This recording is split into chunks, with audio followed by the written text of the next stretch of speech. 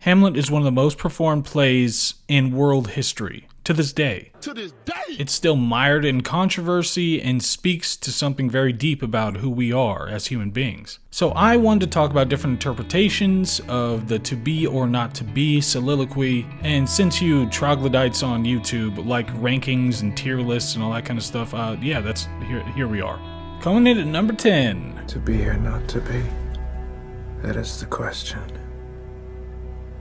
Whether 'tis nobler in the mind to suffer the slings and arrows of outrageous fortune. Now, the Ethan Hawke version of Hamlet, it's modern, and he wears a dumb hat, so that's going to be a detractor from the score here. It's got a voiceover beginning to the soliloquy, and throughout the rest of it, it omits and changes a bunch of the language. Now, I'm not going to hold that against too many of the actors, or at least not that much, for the most part, because it could be the director, it could be the writer who changed that. In this particular case, they could have been just trying to modernize the way that it sounded, but there are a lot of changes and omissions, and somewhat don't make sense if they're just trying to modernize it. So in the line, there's the rub, they omit the I, but still say there's the rub. In the line, so long a life that makes calamity of so long life, they add an that makes calamity so long of a life. And I really think that a lot of these are interpolations by the actor. Actually, it's not something that was written that way, but it just felt more natural while he was delivering it, and they just plugged it in. You could see he's walking around a Blockbuster. They completely omit the oppressor's wrong for some reason, but do the rest of the list. And there are certain words, despised versus desprised, and pith versus pitch, and doth versus does, but the despised love and the pith pitch, you can make reasonable arguments for either one of those. There are different manuscripts that have different versions. I personally like despised and pith more than despised love and pitch, so those are the ones that get a little bit of a bonus. Then Ethan Hawke goes on to say, were it not the dread instead of but that the dread. He minces the undiscovered country line. You can't really tell what he's saying. He omits that in the then fly to others that we know not of. He omits that in that phrase. And for me, it's just, he has zero internal activity. He's not contemplating anything. He's just stating the words. So there's really little to take from this performance of the soliloquy. That's why he's at number 10. But the one at number 9 did a little bit better. Or to take arms against a sea of troubles, and by opposing, end them. To die. To sleep. No more. So this is the one that I grew up with. It was the Mel Gibson Hamlet. I happen to have a copy of this, and I watched it 1,000 times. So if it just pops in my head, then this is the one, this is the intonation that I get. I really wanted to put him over Kenneth Branagh, but I couldn't bring myself to do it. In the movie itself, he's walking through a mausoleum. It's a little on the nose. He exhibits more emotional range, but that's not necessarily a good thing. There's no complexity behind his ruminations or his emotions when he's delivering this. Sometimes I prefer his pronunciation, though, Mel Gibson's pronunciation. Like when he says, calamity. He'll growl in a lot of the lines. And I enjoy that just for the fun of it, but it doesn't seem to match the character as well as the people above him. He's really not interested in the complexity of the character, just the attention of the character, because it was such a notable play to be the forefront of. So that's why he's at number 9, but the person at number 8 edged him out just a little bit. And by a sleep, to say we end the heartache and the 1,000 natural shocks that flesh is heir to, 'tis a consummation devoutly to be wished. To die, to sleep. Number 8 is Kenneth Branagh. Anybody who has seen his massive movie that doesn't omit anything. In the Mel Gibson one, they actually cut a lot of the dialogue out and some of the storylines just to make it leaner and make it for a more manageable movie. But in the Kenneth Branagh one, he keeps everything in there, and it feels like it. I actually have never watched this all the way through. I bought it on iTunes a long time ago, and I've tried to watch it many times, but I've never watched it all the way through. I don't like how it's done or the tone or anything like that. Branagh delivers the to be or not to be speech like he's a superhero. And I get the thing in the mirror, like at one point when he talks about a bear bodkin, he pulls the knife out, and it's like he's threatening himself in the mirror as he's talking, which, fine, I get that conceptually. But he does this muscular whisper the whole time. That's how he delivers the whole speech. There's no subtext of indecision or angst. He does the despised and pith and doth in those optional words, which is great. But I really think he just likes being the titular character and cares little for the internal emotional crucible that's going on within the character. And even though he is the Shakespeare guru, that's why he gets number 8 and was not as good as number 7. To sleep, perchance to dream. Aye, there's the rub. For in that sleep of death, what dreams may come when we have shuffled off this mortal coil, must give us pause. There's the respect that makes calamity of so long life.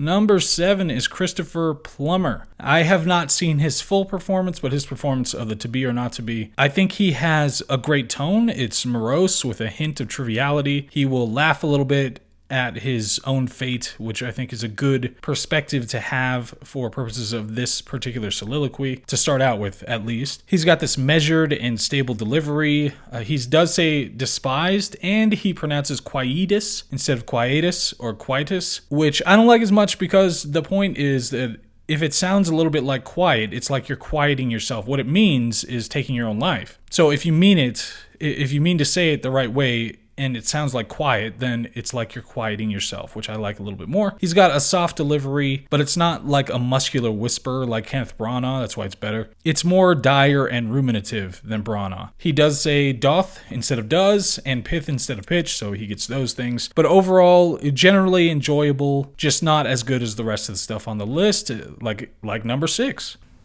For who would bear the whips and scorns of time, the oppressor's wrong, the proud man's contumely, the pangs of despised love, the law's delay, the insolence of office, and the spurns that patient merit of the unworthy takes, when he himself might his quietus make with the bare bodkin. Number 6 is Andrew Scott. Yes, Moriarty himself. And there are a lot of things I like and a lot of things that bother me about his performance, but he asks the initial question, to be or not to be, the way that he phrases it, he puts the emphasis on the wrong part, and it makes it seem like he's asking the question about what it is to be as opposed to whether you should be or not be. He's got this constant stank face, which sometimes is enjoyable and other times very distracting. He delivers like he's talking to someone by the water cooler. Like he's sitting there and they're both taking a sip.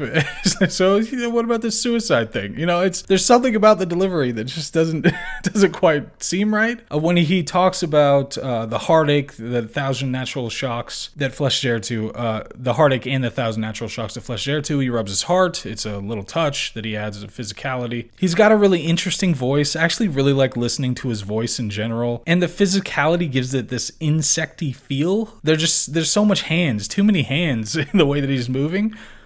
He says despise, he says does instead of doth. But, throughout the whole thing, it feels more exploratory than a lot of the other ones. It's like he'd be plotting it all out on a chalkboard or something. So overall, I like that method of delivering this speech. So overall, I like this one better than the other ones, but not better than the next one. Who would these fardels bear to grunt and sweat under a weary life? Number 5 is Benedict Cumberbatch. He does a number of things that are really interesting. I remember watching this when it was live, when he was giving the performance. I went to a theater and watched it. And I really liked overall his full performance.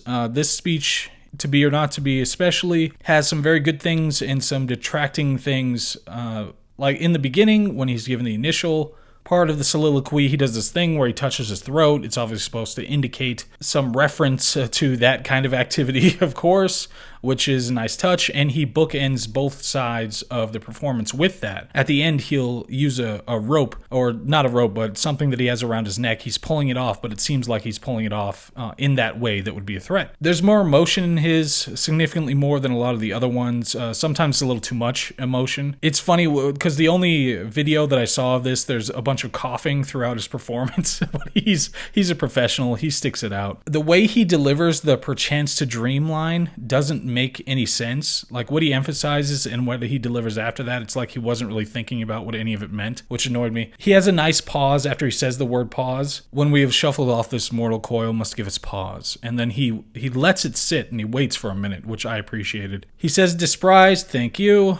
He adds a word in the who would fartles bear. He says, who would these fartles bear? Fartles meaning burdens. I liked his physicality throughout the whole play. I liked his physicality throughout the soliloquy. I liked it. I thought it was really good. He says fly to others we know not of, instead of fly to others that we know not of, so he takes a word out there. He says doth instead of does, which is great. He says pitch instead of pith, though, which is not. Like I said, the thing around his neck is a nice touch at the end. It's a really balanced performance that I appreciate, with a little bit more emotion. Even though the emotion is a little excessive and imprecise, I still overall like this one a lot, but not as much as the next one.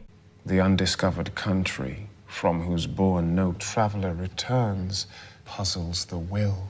Number 4 is Adrien Lester. Now, Adrien Lester, this is the first one where I could watch it 100 times. It has really stable delivery with very relevant subtext throughout the whole thing. And he has, the one thing that he does the best out of everybody on the list is the spontaneity.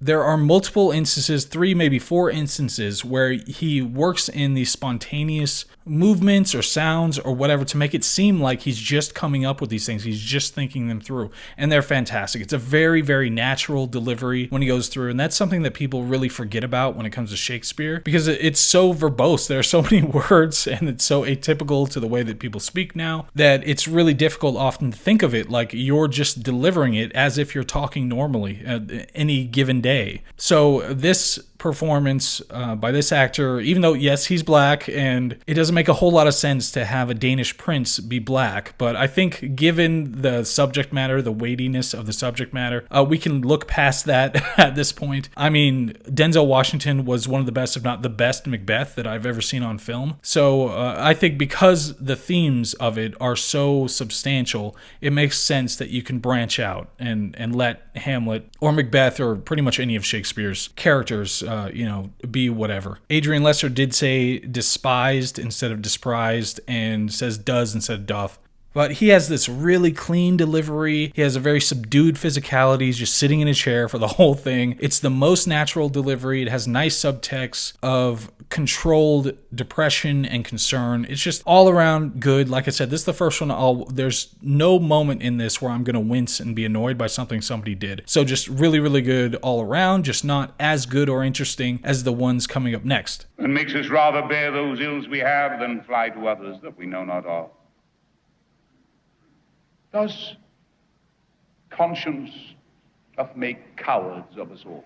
Richard Burton, number 3. I did not even know this one before I started doing this. And wow, he's got this really interesting, forceful delivery and a great voice. He has so much personality, so much more personality than almost anybody on the list. It's just so much fun to watch. He says despised. I appreciate it. And there's one particular line that makes us rather bear those ills we have than fly to others that we know not of. And the way that he delivers that one is perfect. He nails it. He says doth instead of does. He says pitch instead of pith, though, so he gets a little negative on that. But Richard Burton is really, really good and just has so much personality, and it's so interesting. I want to see all the rest of his performance because he does the to be or not to be so, so well. So absolutely loved this one. This is Richard Burton, but not as much and not as important as the one that's above him in this list. And thus the native hue of resolution is sicklied o'er with the pale cast of thought. Number 2 is Laurence Olivier. Yes, the man, the myth, the legend. Legendary Shakespearean actor with a legendary movie. It starts off with a voiceover for the opening, but then he delivers, later into it. There's something that bothers me. He has very effeminate mannerisms and that really over-the-top theater actor delivery a lot of the time and physicality. But those things were not enough to detract from a lot of things that he does well. He does say despised instead of despised, and he minces this one that nobody else messes up. He says the law's delays instead of the law's delay, which everybody else gets law's delay, but he, for some reason, says the law's delays. He says quietus again instead of quietus or quietus, but there's something in this that is just so much more than almost anybody else on the list, and that's the forlorn quality of his delivery and performance. There's this forlorn subtext that goes all the way through this thing that just seems to fit perfectly this character. And I'm sure it was something he worked on desperately for a very long time to get to this point. But there's just something that makes perfect sense about how he does it. And there's one point in the performance where he takes out the knife, much like Kenneth Branagh had the prop and used the knife. He takes out the knife and he's messing with it as he's delivering the soliloquy, but at one point he drops it and it falls into the water below, the currents below. And it underscores this idea of powerlessness for Hamlet that is so important, and it's much of what Hamlet represents emotionally, and I love it. I love it. It's such a great touch. Now, some of that you can give to staging, and then later, he does say pith instead of pitch, which I appreciate, but later when he says turn awry, the next to last line, with this regard the currents turn awry and lose the name of action, when he says turn awry, he does this little turn as physically, and they're over the water currents, and it just makes so much sense, and it's well delivered, and all of that stuff just fits the character and the performance so well. So I just thought it was something that edges out Richard Burton, and it's so timeless and interesting that it had to be number 2, which is not number 1. My number 1 favorite is An enterprise is of great pith and moment. With this regard, their currents turn awry and lose the name of action. That's right. Number 1 is David Tennant. Now, there is one moment in the beginning of the soliloquy, he says, to be or not to be, that is the question, whether it is nobler in the mind. So he breaks that contraction up. He says, it is nobler in the mind instead of 'tis nobler in the mind, which drives me a little crazy, but everything else is pretty close to perfect. To die, to sleep, the way that he delivers that is perfect. The way that his breath sounds and how much he puts into it, amazing. The subtext of weakness and powerlessness, but it's respectable. It's so good. He has a great voice. He omits, for some reason, I don't know if this was the writer, director, or him, he omits the whole list in the center of the soliloquy for some reason that starts the oppressor's wrong. He just jumps straight from that to, but that the dread of something after death. He skips a whole huge chunk of it. I don't know why. Maybe it was time purposes on whatever his performance was posted on. But toward the end of the performance, you get a little hint of anger, which is great. He says pith instead of pitch. Wonderful. But there's just tons of subtext. It has excellent pronunciation and expression. His entire face expresses exhaustion and sadness like nobody else did that I've ever seen. And it's the weight of that circumstance and the weight of everything that Hamlet is thinking about and going through that is so meaningful and does everything for the character that is just better than anybody else did it. So for me, the number 1 best one that I have seen is David Tennant. Let me know. What do you guys think? What do you think? Who do you think was the best Hamlet? Was it somebody on stage who was better? Did you like one of these better than the way that I ranked them? Does anybody still read Hamlet anymore? Hopefully it's worth a discussion, and I will see you on the next video. All right, bye.